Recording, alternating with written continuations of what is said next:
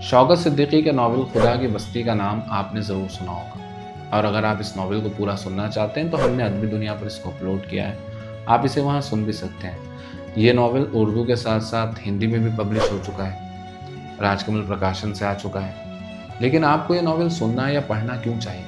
ताकि आपको समझ में आ सके कि सियासत और मज़हब जब मिलते हैं और स्टेट यानी रियासत जब मज़हब का गैर ज़रूरी इस्तेमाल करती है तो किस तरह से आम लोगों को मज़हब के नाम पर, नेकी के रास्ते के नाम पर ठगा जाता है। न सिर्फ ये कि स्टेट इस तरह का काम करती है, बल्कि आम लोगों में भी ये चलन देखा जाता है कि वो मज़हब को, जो कि खुदा का बनाया हुआ एक ऐसा रास्ता कहा जाता है या माना जाता है जिस पर चलकर इंसान नेकी हासिल करे, उसी के ज़रिए वो बुराई के रास्ते तलाश कर लेता है, दूसरों को ठगता है और अपनी आम सी ज़िंदगी में बहुत सी बुराइयां करता है, और उसे इस बात का कोई गिल्ट भी नहीं होता। तो इसको समझना हो, बेहतर तरीके से समझना हो, तो आपको ये नावल ज़रूर पढ़ना चाहिए।